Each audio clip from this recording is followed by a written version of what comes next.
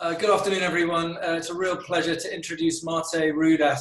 Thank you very, very much, Marte, for coming along to talk to us today about lung ultrasound. Marte is an intensive care specialist and echo expert at the Royal Prince Alfred in Sydney. And Marte, thank you very much for joining us. The floor is all yours. Well, thank you very much for the invite, and thanks for everybody for turning up to this, even given the circumstances. So look, I wasn't entirely sure where to pitch this, and talking to Sam before we put this together, I think there are some people online who are fairly new to lung ultrasound, although they might have done some cardiac echo. So I thought we'd go through all the basics and then get into the sort of more nitty-gritty of how you can use this in day-to-day. For those of you that have done a fair bit of lung ultrasound, some of this will be a bit repetitive, so I apologize for that. If there is an interest, then later on we can always put on another session with a bit more advanced techniques and advanced lung ultrasound. So without dwelling on that too much, what we're going to do today is we'll just do a bit of an overview. We'll talk about the basics of image acquisition in 2D and M mode, and then how you perform a lung ultrasound examination and some specific pathologies that you can examine and how you go about doing that. Obviously, the point of care utility for a critical care specialist comes down to these pathologies. So in terms of the pleural space, what people talk about probably most, or what you will read about most, especially in the emergency literature, will be looking at pneumothoraces and pleural collections, so pleural effusions, and parenchymal pathologies, interstitial syndromes, collapse, consolidation. And obviously, as with any other ultrasound modality, there is a certain procedural aspect of being able to evaluate the pleural space and the lung. A little bit of history for those of you that are interested. There hasn't really been a lot of ultrasound use around the thoracic cavity, 20, 30 years ago. And as far as the medical literature goes, even in the early 2000s, people didn't really think that there was any use for ultrasounding the lung, given the lungs got air in it, which will just create artifacts. And in fact, the use of ultrasound to look at lung pathologies come from veterinary literature, where they looked at racehorses and racehorses getting pulmonary edema. So that's just a little bit of an interesting side note. Since then, it's obviously become a very important tool in point of care, critical care ultrasound. And over the last 10 years, I think its use has become fairly commonplace in most emergency departments and intensive care units. In terms of how we examine the pleura, ultrasounding lung and pleura is a lot more simple than cardiac ultrasound. And in fact, the technique and the learning curve is much, much steeper. You'll get used to doing lung ultrasound a lot quicker and get proper images a lot quicker than cardiac echo. So that's the good news. And there's really only two basic modalities that we use, and one is 2D and one is M mode. In terms of 2D, you acquire your basic images in the rib space. And what you see there is a probe oriented across the rib space, with those two black dots being the ribs. And what you're seeing behind them is obviously acoustic shadowing, because the ribs won't let ultrasound through. And in between those two, you'll see that bright speckled line sliding back and forth, which is really the pleural surface. And underneath, marked in yellow on the screen, is really all the artifact that will get generated by the lung parenchyma based on how much fluid and air content it has. And because the people writing all the lung ultrasound literature 10 years ago, when this first started coming out, I think had a lot of spare time. Most of these will have a name attached to them. Some of those you will see quite frequently in the literature. And this thing is called a Bedside, which is really just a description of your normal ultrasound view that you should get when you're examining the lung. There's probably about 50 others, and thankfully, maybe 45 of them are not really used anymore today. So you don't have to remember all of those. Now, if you put an M mode through that view, hopefully I won't have to explain M mode too much to you, but essentially it's a single ultrasound beam down the screen depicted in real time. For those of you a bit more astute with ultrasound, you'll pick up that this is actually a different probe, just for sake of demonstrating the image is a little bit better. But if you put an M mode down the middle of that screen between the ribs, you will obviously end up with a static part of the picture, which is the top half above the pleural line, which will be just the musculoskeletal structures in the chest wall, which won't move. So they'll result really in just straight parallel lines on your M-mode image.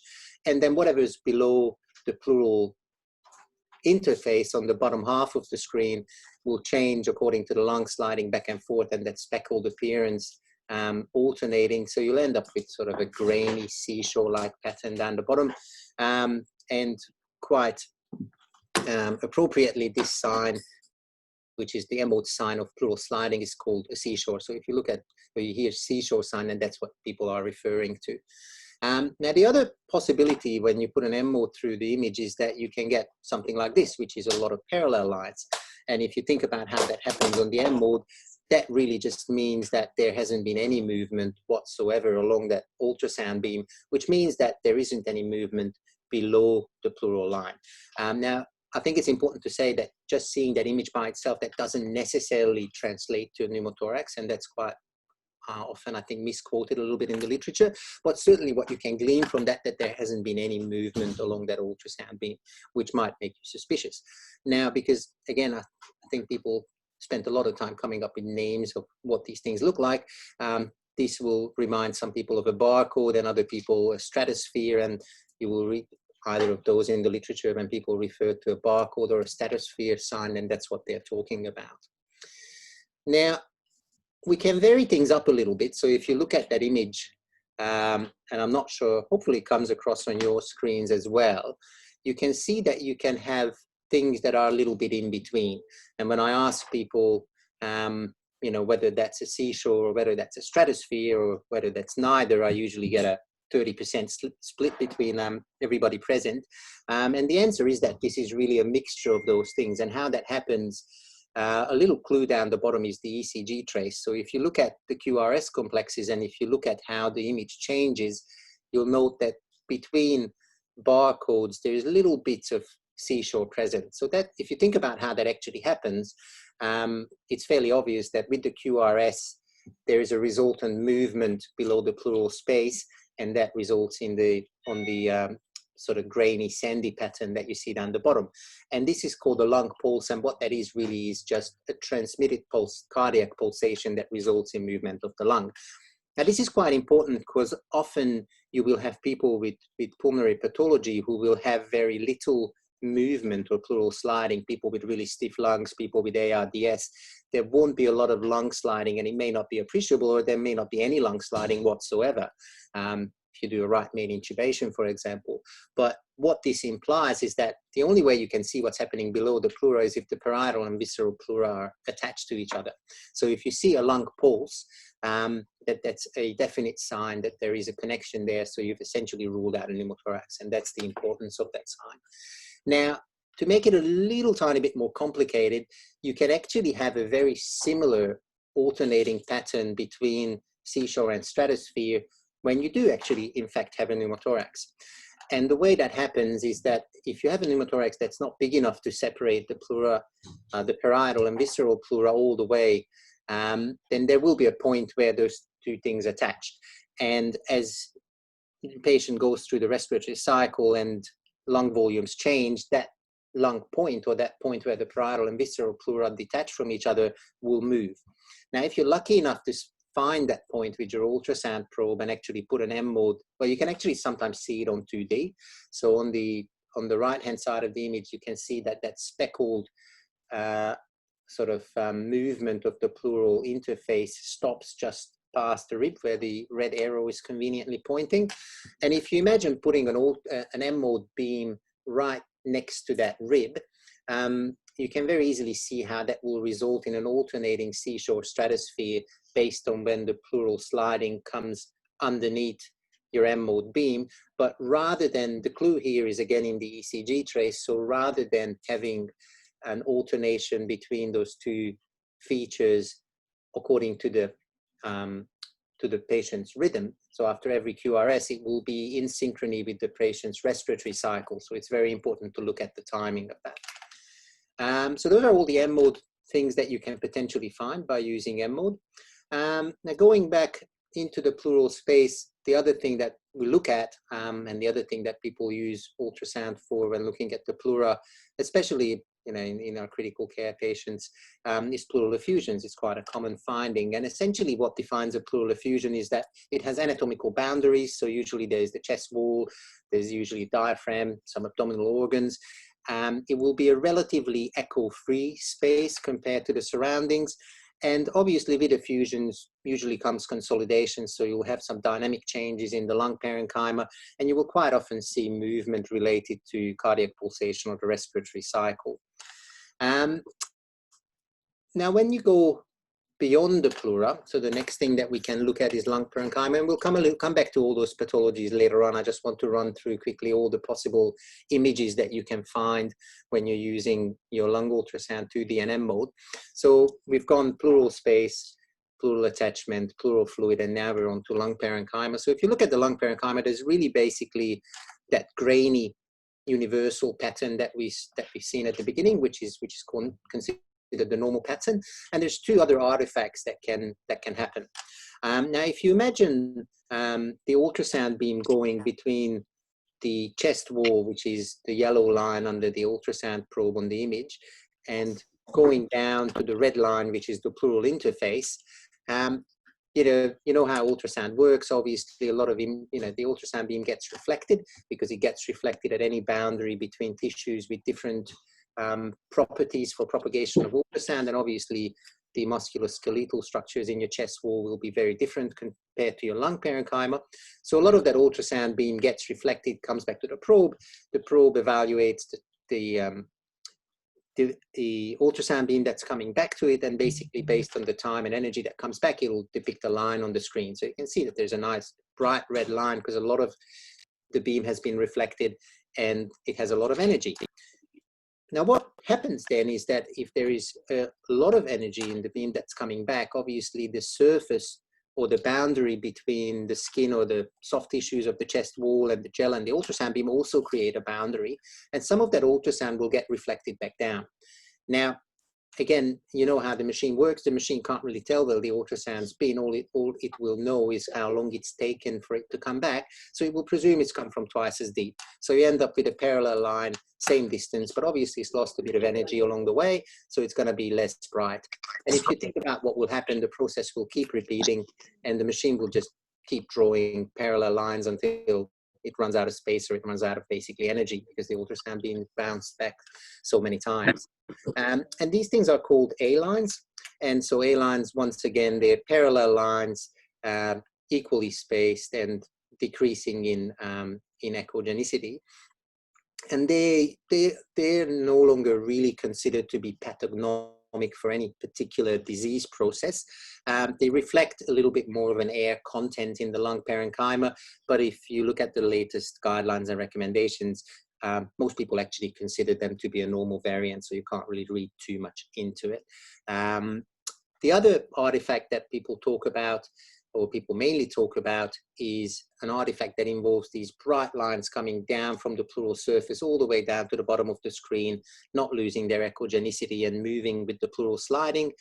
And the way these happen is that once you've got increased fluid content in the interstitium of the lung parenchyma, you will get little bubbles of air and fluid being trapped, and there's reverberation, or that's at least one of the theories, reverberation of the ultrasound that keeps continuously coming back to the probe. And because it's a continuous succession of beams coming back, the machine will just draw a single bright line down the screen. And this is a feature of increased interstitial fluid content and a couple of other pathologies that we will cover a bit later on. But these things are called B lines. The important thing is that to remember is that they arise from the pleural surface, they go all the way down to the bottom, and they move with pleural sliding. They usually go across any A lines, if you can see any A lines. Another important feature of this is that if you can see B lines, because they arise from the visceral surface of the pleura, this is again a sure tell sign that there is intact interface between the parietal and visceral pleura. So if you see B lines, your patient can't have a pneumothorax. So that's important to remember. Now, the third pathology really that can happen to your lung parenchyma, other than having normal or a bit increased air or fluid content, is when it gets consolidated. And consolidated lung really will end up looking like a solid abdominal organ. And based on whether you're dealing with atelectasis or whether you're dealing with an infectious process consolidation, you will see artifacts or dynamic artifacts related to the movement of fluid and mucus and whatever else in the airways. So you'll end up with an image of something that looks like a solid organ, but I'm not sure if you can see on the picture on your screens, these bright little lines that keep moving in and out. And you will, if you're actually examining the patient, you will find that those dynamic changes happen with the respiratory cycle. And these are called dynamic air bronchograms. And what you're seeing in terms of actually the liver parenchyma, so the lung parenchyma being echogenic and looking like liver, is sonographic hepatization. And these are signs of consolidation. If you look at images where you can see the diaphragm and you've got good going consolidation, it's usually very, very easy to understand why this name has been given. And either way you're looking at the spleen or the liver, the lung parenchyma will look exactly like the solid abdominal organ below the diaphragm quite often. So it's quite remarkable to see.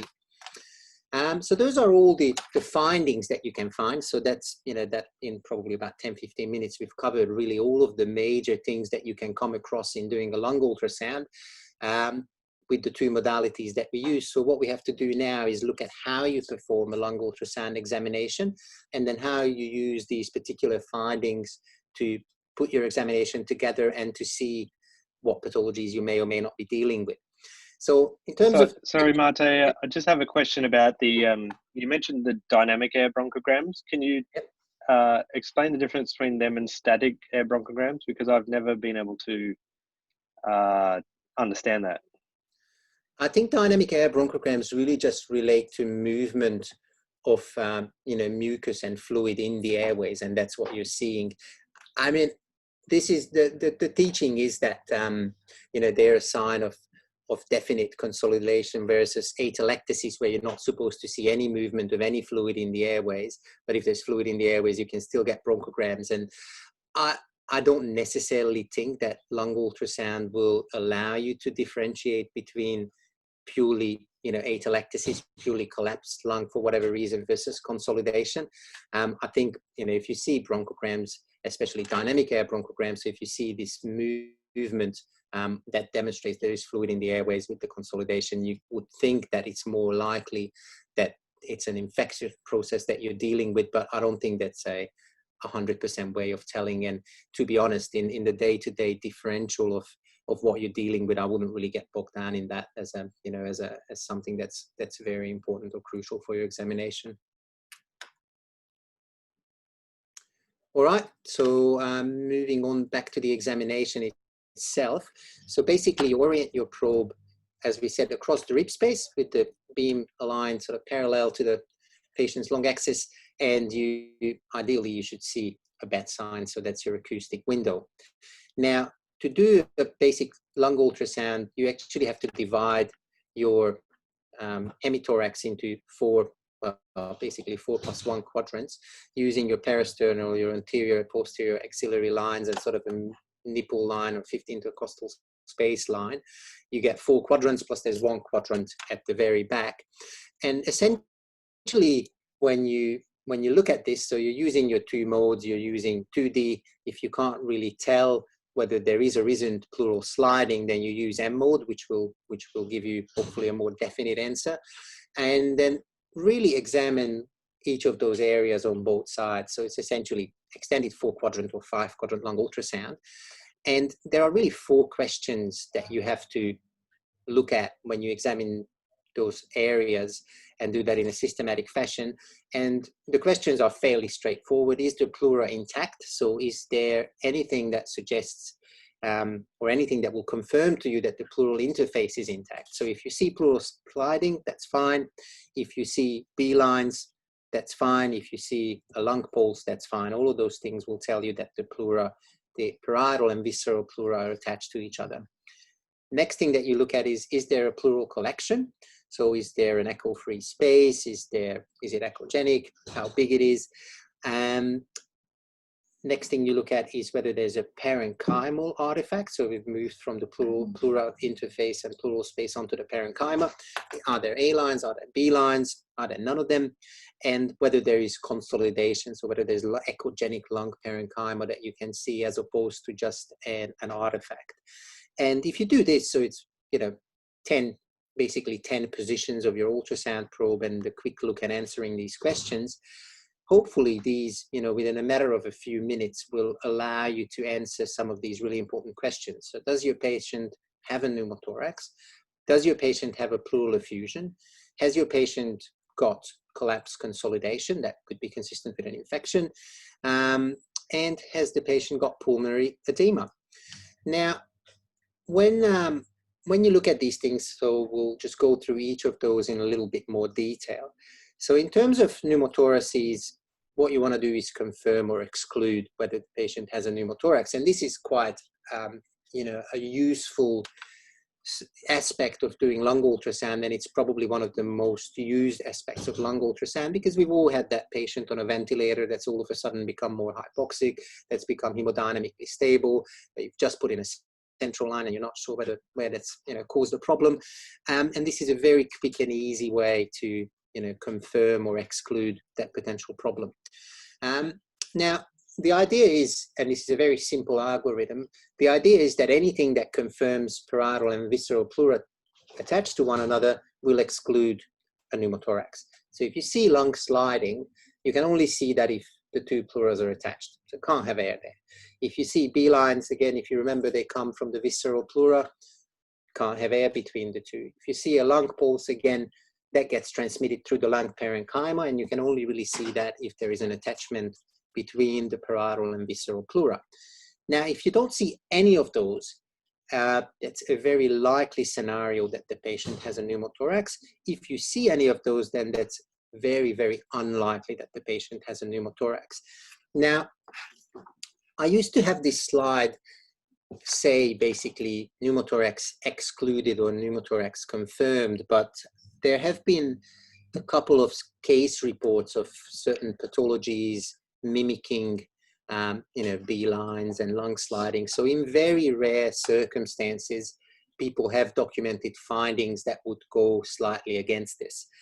Now, I have a reasonably pragmatic approach in this, is that when you're looking at a pneumothorax, most of the time, I think you're trying to figure out whether that's a significant pathology in an acutely deteriorating patient. So what I'm trying to say is that if your patient has acutely become hypoxic and hypotensive, your patient will have a very significant pneumothorax, which means that you will have consistent findings in most areas where you examine the patient. If you find that the patient's got lung sliding or B lines, you know, in 3 out of 4 quadrants, and there's one single rib space when you're not quite sure something looks like a B line, it may or may not be a very small pneumothorax, but does that answer your question? And I would put to you that it actually does, because you've ruled out a big enough pneumothorax for that to cause the patient's clinical problem. And I think that's the main take-home point in this, is that if you're looking for pathology, what your findings have to be in correlation with a pathology that's big enough to explain the patient's symptoms. So, you know, if you examine somebody, if you examine somebody with a 4-quadrant ultrasound on each side, and you don't see any sign of a pneumothorax, and you can see lung sliding, that's not to say that you've examined the whole lung surface, and it's not to say that if you examined every single rib space from, you know, parasternally to as far as you can get down, you won't find a very small pneumothorax. But what you can say with quite a lot of certainty is that you've ruled out a big enough pneumothorax to explain the patient's problems. Does that all make sense, or do you have any questions about that? Because I think that's quite an important aspect. Yeah, Marta, I think you explained that really well. I sometimes it's caught me out, and I particularly find in the cardiac arrest scenarios where you're there and you don't know what's going on and they've just been intubated, it can be really hard. But it's a really nice tip and trick you said about assessing the whole of the lung and making sure that there's a homogeneous appearance to all of it. So I think it was really useful for me. Thank you very much. Marte, I just have a quick question. the lung point. Do you have any tips to find the lung point? That's the part that I struggle to sort of recognize. Like the sliding and B lines and lung pulse are easier, I think, than finding a lung point. Yeah, look, the lung point is a little bonus, I think. If you can find the lung point, then that will give you certainty that obviously the patient has a pneumothorax. If you have found the lung point, then that will come with additional findings. So beyond the lung point, obviously you will have A lines, and you won't have lung sliding, you won't have B lines, you won't have a lung pulse. So if you're lucky enough, and well, not lucky enough, but if your patient has a small enough pneumothorax to not separate the entire anterolateral aspect of the parietal and visceral pleura, then a lung point can be an important finding. But I wouldn't necessarily go chasing. I think even if you completely ignored the lung point as a potential finding, just by not finding any of the signs that point to an intact pleural interface will confirm your diagnosis. And quite often, especially people who are sick enough with a pneumothorax to be hypotensive, to be hypoxic, often they're tensioning, often they have a really big pneumothorax with quite a small, collapsed lung. You're not really expected to find a lung point, because the only place where that pleural separation would be visible would be in the mediastinum. So, quite often if the pathology is big enough, you won't find it. So I wouldn't worry about too much. It's a good finding. It's a good sign to try to find if you know that your patient has a smaller pneumothorax. So the patient's had an x-ray already, and you know that they've got a bit of air, but you can tell that the pleural interface is intact in other places. It's good to go looking for it so that you know what it looks like when you see it next. But I think you can run this algorithm very safely and very easily without having to worry about actually finding it. And as I said, there will be some pathologies and will be cases where you won't be able to find it anyway. Mate, quick question, especially with the cardiothoracic patients, when they got a chest drains and you're trying to rule out pneumothorax with chest drain in, is there an artifact with the chest drains? I always struggle to get good images and then kind of confidently rule out that there's a pneumothorax. Look, I mean, cardiothoracic patients are a difficult beast. And again, all I would say is that, obviously foreign material like chest drains, if you actually find them underneath your ultrasound beam, although a lot of them get placed posteriorly and you won't actually see them when you're imaging, they can give you all sorts of artifacts. I think it probably comes back down to the principles I mentioned before. So again, if you have a cardiothoracic patient, most of them, or a lot of them, once the drains come out or even beforehand, will have a little bit of a pneumothorax, and you observe them, you don't do much about it. What you want to know, and what you really want to use your point of care ultrasound for, is figuring out if somebody's just deteriorated in front of you, whether that patient has a massive pneumothorax for whatever reason, which is causing tamponade. And if that's the case, then you will see the signs of that. You will not have lung sliding, you will not have B lines, you will not have a lung pulse.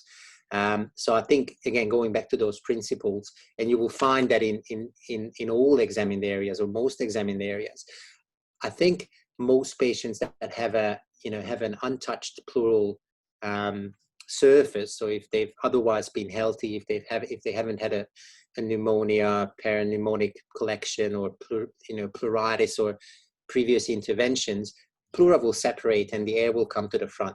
So if you've got a big enough pneumothorax, you should see it in the anterior areas that you examine in a supine patient. If you're not seeing that, then little localized loculated areas or artifacts from the drain, I don't think that should influence your findings. As I said, it's difficult with this approach to definitively rule out any small amount of air in the pleural interface, but that's not the point of the exercise anyway. The point of the exercise is to make sure that your acutely deteriorating patient is not deteriorating because they're tensioning. And if you find that they've got a tiny little pneumothorax, or you're not sure in one little area, but everywhere else looks reassuring, well, you should be reassured that even if there is a bit of air there, that's not your patient's problem. I think that's probably a better way to approach it that way. All right, any other questions, or can we move on? It's Ravi here at Rockingham. One of the interesting things we found was, when we do ventilation for severe ARDS, especially APRV mode, and very high inverse ratios, we can get absent lung sliding, and that can fool some of the registrars who have not actually read through everything. So the B lines are actually a friend there, because if you can see the B lines, then definitely there is not a pneumothorax. Because with a like a I ratio of say 8:1 or 10:1, you are more likely to get absent lung sliding than to get lung movements. Yes, you're correct, and I think you have to think about the pathology that you're examining, and quite often in patients that have really stiff lungs or really badly consolidated lungs, you won't see much lung sliding. That's correct, and quite often, even with normal patients taking normal breaths, you will see less lung sliding at the lung apices or the upper part of the thorax, because most of the movement happens down towards the diaphragms. So quite often, you can much more easily demonstrate lung sliding in the lower aspects of the lung, other than as opposed to the lung apices. But I think the B lines are very important. Most patients with really stiff, badly consolidated lungs will have other findings, so that you can often see the consolidation. And if you can see consolidated lung, that means that the pleural interface is intact. Regardless of whether you see anything else at all, and even if there's no transmitted cardiac pulsation, if there's no B line, if you can see the consolidated lung, then you definitely have intact pleural interface, because otherwise the air would obscure everything. But yes, that's why I changed the slide to say very high, very low probability, because there are artifacts there that can fool people, and I think it is very important in those scenarios, again, to teach the registrars that the pathology that they're looking for needs to be a big pathology, and their findings need to be correlated to that. So if you take it back to a patient who's just arrested, if there's only one area of their lung where they're not really sure, and everywhere else they can rule out a pneumothorax, well, that's not the problem they're dealing with. And I know when people start doing ultrasound, and this goes for cardiac ultrasound as well, they see some sort of little abnormality that they can see in one window and nowhere else, and they focus on the abnormality, whereas people that are more experienced, they will go back, well, if there is a problem, I should be seeing it in more than one window, I should be seeing it in all areas, it should make sense. But early on, when people are learning, and lung ultrasound isn't an exception from this, people get focused on the pathology that they think they're finding, as opposed to trying to put it together. And I think it's our job to make sure that we provide them a bit of guidance and potentially stop bad things from happening.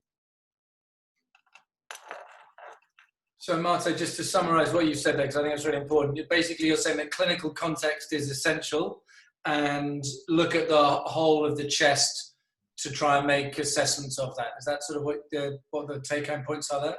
Yes, I think that's the most important message in this, really, is that you want to find pathology that's consistent with your findings and that's consistent with the patient. And I think you can't just take an individual finding in one small area out of context and then apply it to the whole patient. The whole thing needs to make sense, and only then you should act on it. And I think that's very, very important, what you just said there. All right, so we'll move on from one thing. Yep. Marte, I think it's even though, like you mentioned in the beginning, like the technicality of doing a lung ultrasound is probably not that complicated. But assessing the findings, like you were just saying, is really important, because the number of times, doing the actual lung ultrasound isn't hard, but interpreting it correctly can be very tricky sometimes. I've had on numerous occasions people put either giant cannulas or chest drains into inflated lung, misdiagnosing it as a pneumothorax because there wasn't because of that lung sliding sign, whereas there are other things that could explain it, other things that could explain the barcode, like emphysema, or even really, really high PEEP in the lung apex. I've seen that misdiagnosed as a pneumothorax as well. Even though it's like marketed as a very simple thing, it's maybe not that simple. I agree with you 100%, and I think we've all seen things that have gone really badly, and that's why I try to impress on people when I'm teaching them lung ultrasound is that that the pathology they should be looking at, especially early on, is pathology that's big enough to cause a massive problem with the patient. Your patient's arrested and you don't see lung sliding anywhere, then yes, you should act on it. But if your patient's arrested and you're just not quite sure at the lung apex, you should leave that well and truly alone. And it is difficult to impress that on people, but I think it's very, very important. And yes, the technicalities is much more simple than cardiac echo. Interpretation, I think that takes a bit more learning, and I do worry about the use of this by people that make clinical decisions based on not enough experience. But unfortunately, other than to teach and reinforce the important points, it's going to be just as difficult as stopping people from acting on echo findings when they shouldn't be. All right, on that happy note, so basically, if you look at the science and the literature behind this, there's a consensus statement, which I always used to say a recent one, but it actually isn't because it's 2012. So I've obviously been doing this talk for a while now. But basically, back in 2012, when they looked at all the literature, it was fairly obvious that if you did lung ultrasound in ICU settings and patients that could only have a supine AP chest X-ray, then compared to the diagnostic value of a supine AP chest X-ray, lung ultrasound was actually superior both in ruling in and ruling out a pneumothorax. I think we're a long way away from what some of our American friends are doing, which is not doing chest X-rays and just doing lung ultrasounds, and that being an accepted tool for this diagnosis. I think we're a long way away from people not actually wanting a confirmatory chest X-ray. But I said the literature certainly supports this as a tool that's just as good as chest X-rays, if not better. All right, so moving on from the intactness of the pleural interface, the contents of the pleural cavity, really, which is the other big item on the lung ultrasound list, which is really effusions. And if you look at comparing the various modalities of what you can use to evaluate pleural effusions, obviously chest X-rays are pretty crap. And we've all sat there in radiology meetings having arguments whether that's consolidation, whether that's fluid, whether that's a mixture of two things. It usually comes down to the individual intensivist. There are people where everything's a bit wet. There are people where everything's a bit consolidated, and they're seldom right either way. And we've all had the cardiothoracic patients that get sent down to have their pleural effusion drained, where they get sent back from radiology saying there's not a drop of fluid there. At the end of the day, I think we all know that chest X-rays are really limited in terms of demonstrating what the actual pathology is. So low sensitivity doesn't give you procedural guidance and doesn't really tell you what's going on. You can send your patient for a CT if you want to do that, and yes, you can diagnose 10 mils of pleural fluid if you so desire. I'm not entirely sure what the value in that would be, but it's obviously very, very sensitive. But you have to take your patient, you have to radiate your patient. You can use it for procedural guidance, but I don't think nowadays anybody does CT guided chest drains unless it's something really, really complex or complicated. In comparison, ultrasound really is quite comparable in CT in terms of the resolution and in detection of amount of fluid. And again, if you look at some of the studies, you can detect as little as 50 mils of pleural fluid. Not that that's clinically relevant, but you can detect a very small amount. You can do it at the bedside, obviously, as many times as you want. You can use it for procedural guidance very nicely, and it'll be very good in terms of telling you what's going on, whether there's a lot of fluid sitting down the bottom, whether there's just a bit of fluid and a bit of consolidation, and all those things where you sat there arguing about what the chest X-ray really shows, the ultrasound will tell you in much better detail. And I mean, when people looked at comparing it with sensitivity and specificity of the gold standard, it's almost 93% compared to CT, which I think is pretty damn good. Now, effusions. So if you look at the literature, there's a bunch of articles telling you about all sorts of formulas and measurements and how you can figure out exactly how many mils of pleural fluid the patient has in their chest. I think when people are learning lung ultrasound and even later on, I mean, I tend to be fairly pragmatic about these things, and I think it's very similar to you know, your assessment of your left ventricular function at a basic level. I don't really want to know necessarily a number. I want to know bad, normal, good. And for lung ultrasound and pleural collections, really what you want to know is whether your pleural effusion is big enough so that it's causing a problem with your patient. Is it big enough that that's the reason why your patient's not weaning from ventilation? Is it big enough that that's causing the patient's respiratory failure?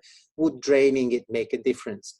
And in that context, really just saying small, medium, or large will probably be just as good as trying to figure out how many mils. So if you look at the left upper corner, obviously what you're seeing there is a little tiny bit of pleural fluid down in the most posterior little recess, and a tiny sliver of consolidated lung. And the artifact that's coming into the screen there is aerated lung that's obscuring the view. So most of the lung, even at the basis, has got air in it, and it's really only the posterior consolidation with a tiny bit of flowing. That's, by the way, called a curtain sign, if you're ever going to come across that. So that's just a very small pleural effusion. If you look at the image in the middle, you will see that there is fluid all the way around, a bit of consolidated lung, so that's probably moderate. Whereas if you look at the image on the right-hand side, you can see that it's really just a whole big collection of fluid without even any consolidated lung visible. And, you know, in a normal size adult person, if you see something like that, you can be pretty sure that you're looking at a liter plus of pleural fluid, which may possibly make a difference to their respiratory failure if that's their predominant issue. Now, the other thing that you want to know about pleural fluid, beyond whether, you know, it's how big it is whether it's potentially a source of infection. And time again, we come across a patient in critical care who's been there for 3 weeks, who's got an unexplained fever, who might be a bit bacteremic or septic, and we just don't know what the source is. And, you know, the question gets asked, is this possibly the pleural effusion that all of these patients will have after 3 weeks of ventilation? And in terms of when they looked at this, if you find that the pleural effusion is anechoic, so if there's nothing in it, it's completely black, then that's a very good way of excluding infection. It's almost 100% sensitivity and specificity for not having an infection. Unfortunately, if it's anything but, if you have little fibrinous strands, if you have swirly bits, if you have anything else in it, you just won't know. So it's not a definite confirmation. You can have very high protein content pleural fluid without infection. You can have all sorts of stuff in it. You can have cancer, you can have malignancy, not necessarily infection. So if you're not seeing an anechoic collection, you won't really have an answer. But if the collection is completely anechoic and you're looking for infection, then you should probably go and look for somewhere else.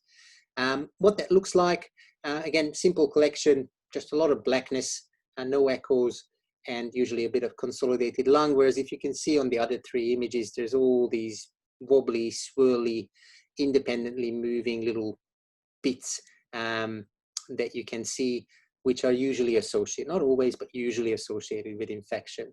The image in the middle where you've got this snowstorm-like appearance, that's sort of classically associated with malignancy, and that's a malignant pleural effusions, but I guess that's, you know, infection could be causing an appearance like that as well. And the image on the top right-hand side, or in the sort of right-hand image out of the 3 pathological ones, shows a sort of a subacute parenchyma with a lot of thick fibrinous collection in the patient's chest. And I guess these things are important because often, again, going back to chest x-rays and sometimes even CAT scans won't really have the resolution to be able to give you this information. And I have had patients where we were going to put a chest drain in, where based on the chest, you know, and had quite a few really, where based on the ultrasound appearances, we decided that it's not going to be the best idea, and, you know, whatever's in there is not going to come out with a chest drain. I can remember one particular case where we had somebody who had what we thought was a chronic pleural collection, which was really fibrinous, really thick, all the way around the lung. And despite us, you know, voicing our concerns, we couldn't stop the cardiothoracic surgeons from putting a drain in it. The patient spent about 3 days trying to bleed to death from that intervention, and 0 mils of other fluid came out of their pleural space. So, you know, I think, you know, when you find abnormal stuff in your pleural cavity, you just got to stop and think about it a little bit, whether sticking needles and drains in it is really the best idea. And I think you can use ultrasound to get much better information on these things than than a CAT scan, never mind an X-ray. All right, so moving on from the pleural space. So we've looked at effusions, we looked at pleural sliding. We now look at lung parenchyma. And as we said, the two things that you can really find in lung parenchyma is increased fluid content, so interstitial syndromes or collapse and consolidation. And again, interstitial syndromes, B-lines, consolidation, echogenic tissue like lung tissue plus or minus air bronchograms. And those will be really the only findings or only pathological findings other than all the normal artifact that you can get with lung parenchyma. Now, interstitial syndrome is, I guess, again, one of those things where interpretation is probably a bit more important than actually getting the images, because anybody can find B-lines, and really B-lines are fairly straightforward to find. The important key here is that your findings need to follow or need to be in line with the actual pathology that you're looking at. And what I'm trying to say there is that if your patient has pulmonary edema, allegedly, then you know that pulmonary edema will be a whole lung process, and if your patient's lying down, there'll be a bit more independent areas or the bases of the lungs, but it's a whole lung process predominantly. So you can't have pulmonary edema just by having a couple of B-lines in one of your lung APCs, and it's very important to teach that to people, because I've had, quite often registrars come to me and say, our patient's got pulmonary edema, and I found B-lines, and where did you find them? Well, one single spot. So your pathology your imaging needs to follow the pathology, otherwise you're looking at something else. And there are two patterns really of having B-lines, and just for simplicity, it's either diffuse B-lines everywhere, there might be different density of B-lines, but you either have B-lines bilaterally in a diffuse pattern, or you have focal B-lines, which could be anywhere. Now, if you have diffuse B-lines, then the things that can cause that really is increased fluid content from pulmonary edema, so heart failure, pulmonary edema for any cause really. Interstitial pneumonia or pneumonitis will often look like that in the early phases before you start getting consolidation. And importantly, if you've got parenchymal lung disease, pulmonary fibrosis will quite often give you diffuse B-lines bilaterally. The little trick there is that it won't really follow any pattern related to gravity or lung zones. So you'll quite often have one spot with really dense B-lines and then other spots which almost look normal and then have B-lines again.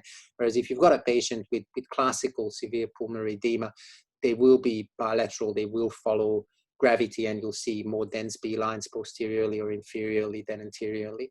But often, if you've got a patient with pulmonary fibrosis and pulmonary edema, I don't really know how you're going to tell the difference. So there are things that lung ultrasound can't necessarily help you with. If you've got focal B-lines, then obviously that can be anything that's a problem in the lung. So whether that's a beginning of a pneumonia or a pneumonitis that's still localized, whether that's a bit of atelectasis where you haven't really quite got echogenic parenchyma, things like pulmonary contusion, pulmonary infarction, sometimes malignancies, sometimes even pleural disease can result in B-lines. So if you see focal B-lines, and a couple of B-lines actually can be normal. So if you see focal B-lines, then that's got to be a localized pathology, and that doesn't necessarily answer your question as to what it is. Again, if you want to be pragmatic about it, the most common use for looking at B-lines is really figuring out whether your patient's got pulmonary edema or not. And, it's classically the patient that has airways disease and heart disease, and you don't really know whether the wheeze that you're hearing is a cardiac wheeze or it's a pulmonary wheeze. And in those settings, finding pulmonary edema or ruling out pulmonary edema will help. There's a lot of literature on pulmonary edema, and you can take it to the extremes. I don't really find, at least for me in clinical practice, that it's that much of a useful investigation. There are people that have written a lot of literature on, using pulmonary edema for guiding ventilatory weans and or B-lines in people with heart failure to see how much you need to diurese them and how much heart failure treatment they need.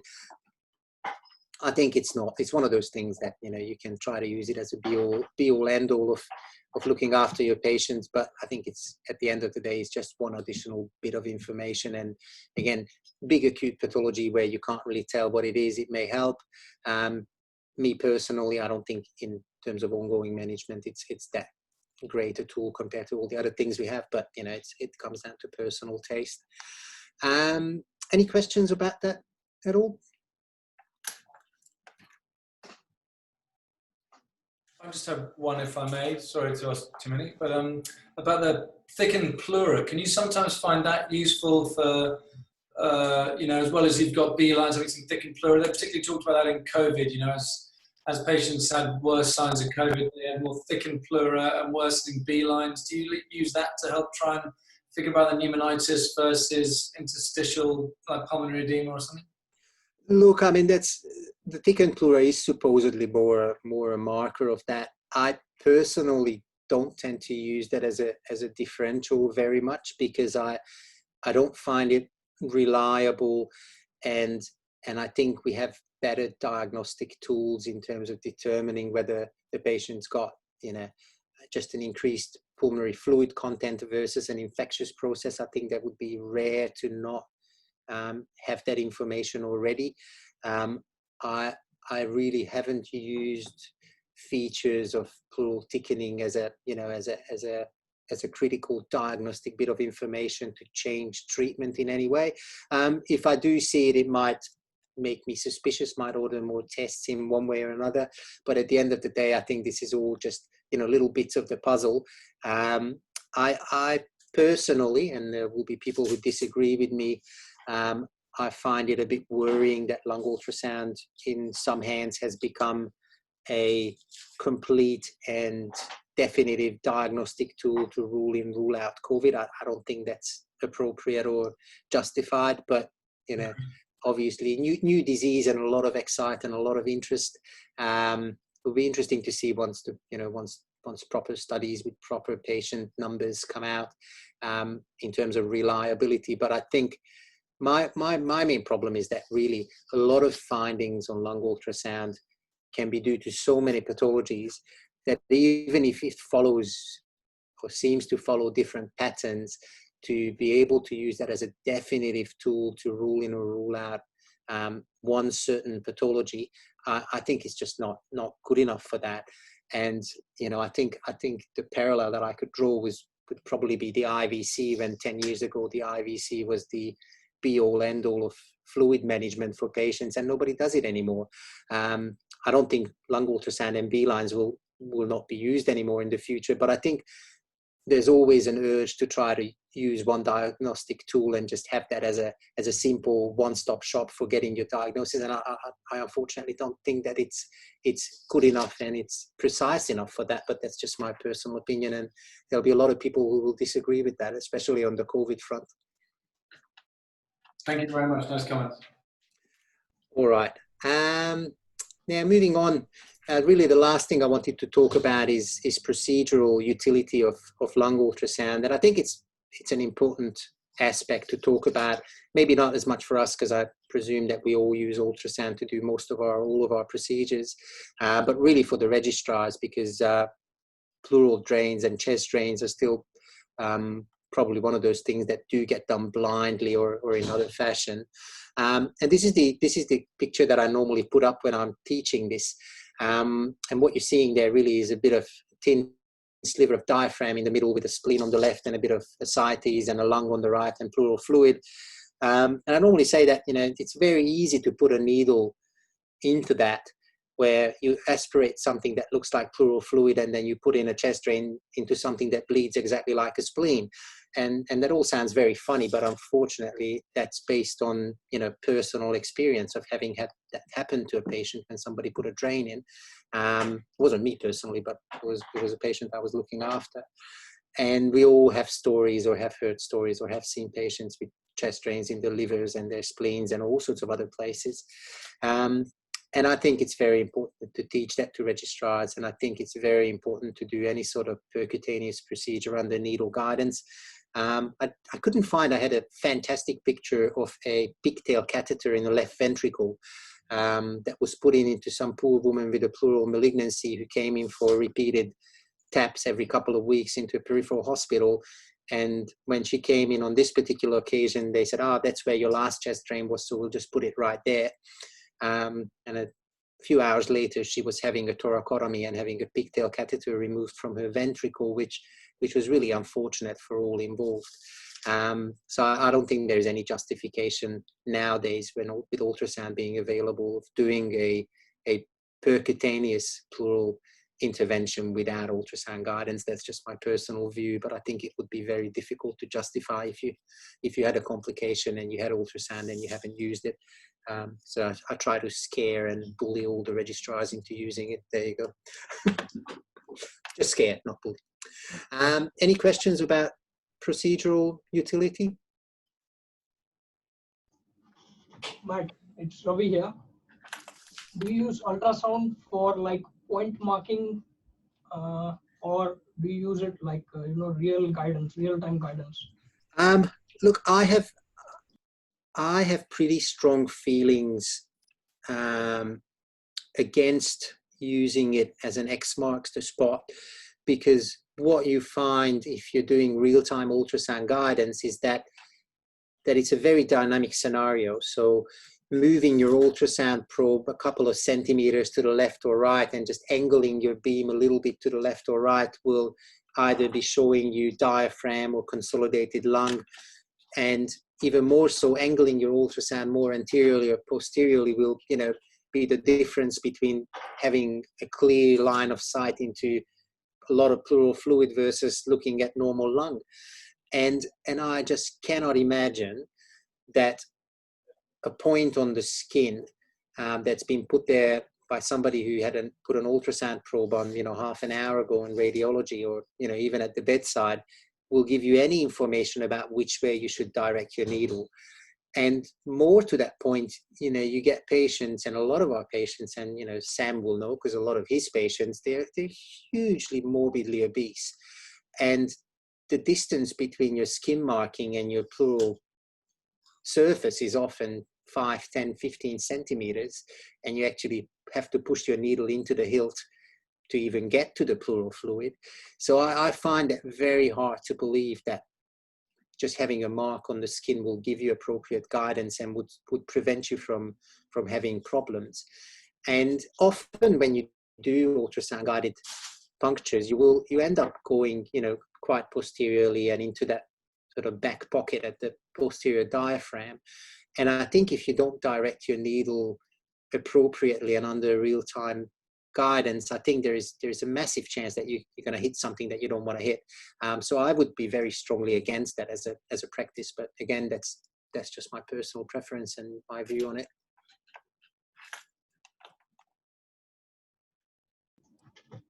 Thank you. There's one more question actually. Yep.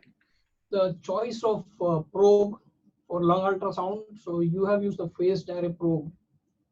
Is there any advantage over the curvilinear probe?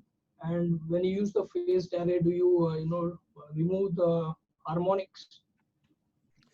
Look, I normally get rid of all of the presets to get rid of all of the post-processing, and you get the best. You want to see the artifacts really, so you want to get rid of everything that reduces your artifacts.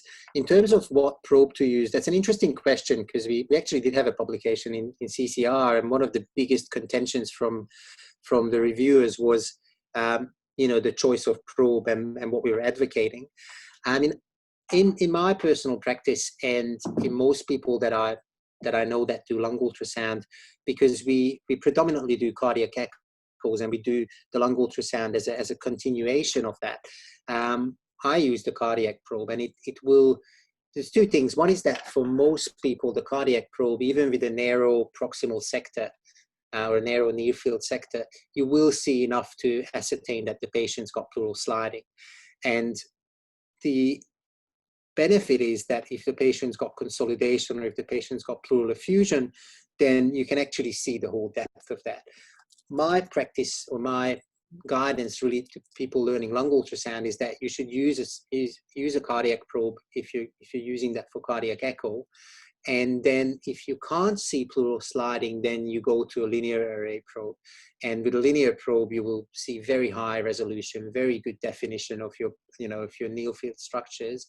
And you can definitely tell usually either with a 2D or an M-mode image, what's happening with the pleura. So my approach is, if you can see it on 2D, you just use the 2D. If you can't see it on 2D, you use the M-mode. This is all with a cardiac probe. If you can't even see it on an M-mode, then you switch to a linear probe if a pneumothorax is the question. I mean, you can use an abdominal probe, a curvilinear probe.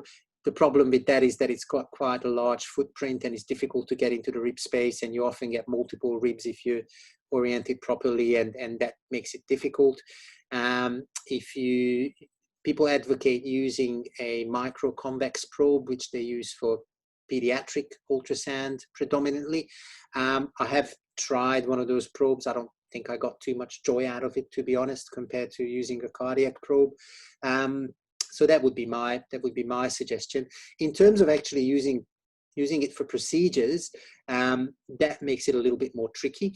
I think a linear probe isn't really adequate for procedures because you don't get the depth and you don't get the width of field to make sure that you're not, that you don't have moving parts that you shouldn't be sticking needles into. A cardiac probe, admittedly, the sector is quite narrow at where you're going to be inserting the needle, so that's probably not ideal unless you can move your probe around and get a bit of a three-dimensional view. So for procedures, I normally use a curvilinear probe and just accept that you're going to have a number of ribs in the view and get a bit more shadowing, or just try to orient the probe in a little bit of a different way to get as much view as possible. But I think for procedures, you definitely need something that's got a lower frequency and a bit larger footprint and a bit more depth. Thank you. All right. Well, that really.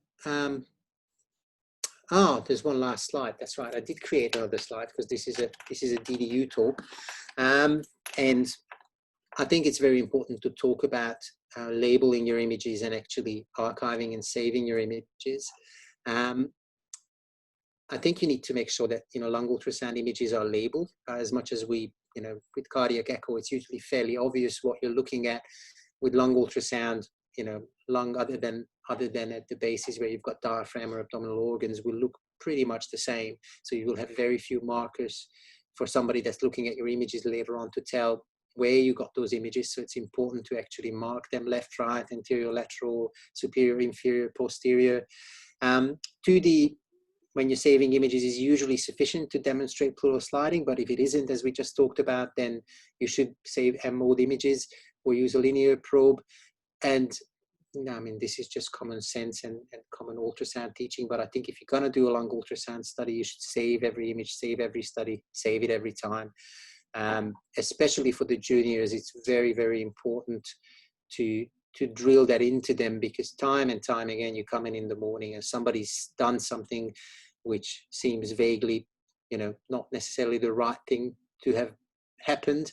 And there is some sort of ultrasound findings that they're relying on, and you never get to see them. And it's very, very difficult to A, give them feedback, and B, to really find out what's happened, which, will not only have implications for training and making sure your registrars know what they're doing, but it's also got medical legal implications. So I think it's very important to save them. When you report the lung ultrasound, I think it's important to comment on a few things that people will be interested in. So whether the pleural interface is intact, whether there is or isn't a pleural effusion, and how big it is and what it's like, and what sort of artifacts you're seeing. I mean, I would encourage people to use accepted universal terminology, but also add a summary that people understand. And I often do that for my cardiac studies as well, just a one-line summary of the findings that somebody who's got no idea about cardiac echo can understand. And more so for lung ultrasound, don't write diffuse B-line pattern bilaterally, write something that will be more consistent with what the question was asked. And if the question is, does this patient have pleural, pulmonary edema, then you could very easily add that would be consistent in the clinical setting, or could be consistent with pulmonary edema.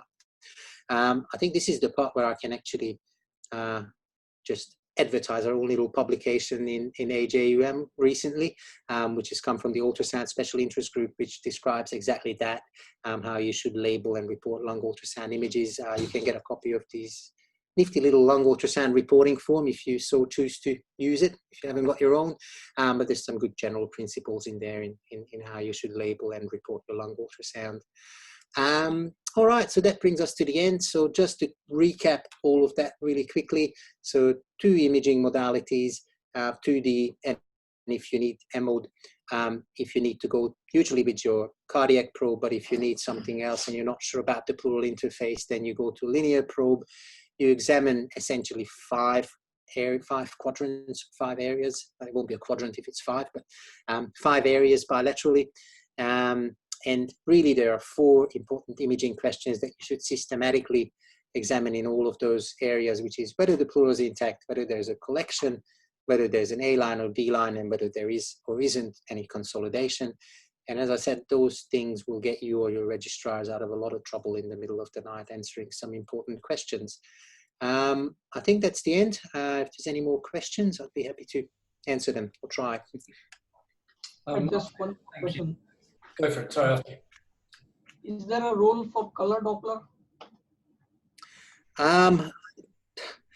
I'm sure there is some literature on color Doppler in lung ultrasound, and I think I've seen something on power Doppler as well. But to be honest, I don't personally use it and haven't really had much of an attempt to integrate that into my practice. I'm not entirely sure what you'd get out of it, to be honest. Mate, just on the reporting or the storing the images, obviously you can store on the machine itself, but the problem is when you have to enter in the patient like notes or database, do you have any kind of system at RPA? What do you do there? Look, we're fairly lucky because we have a Philips ISCV, so the IntelliSpace cardiovascular PACS system for cardiology, which is shared by cardiac anesthesia and us as well. So all of the ultrasounds, regardless of what they are, that get done on our machine, get exported to that system, and whoever does them in ICU report them. The cardiologists don't touch it, don't do anything with it, but it's there, it's available to anybody in the hospital. And so as I said, we're fairly fortunate. I mean, I know this is ideal scenario and recommendation. I mean, I know about all of the, all the contention about places not having funding, not having support for archiving. And that's a whole different talk and a whole different heated debate, unfortunately. I think you just got to do your best, and if you can't save your images because you don't have the archiving system, I think it's even more important to actually have it, at least the findings, documented somewhere so that people can have access to that.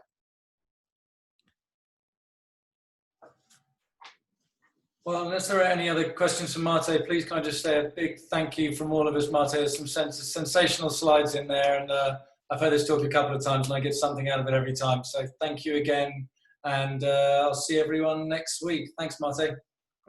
Thanks, okay. Thank you. Thanks, Mate. Thank you.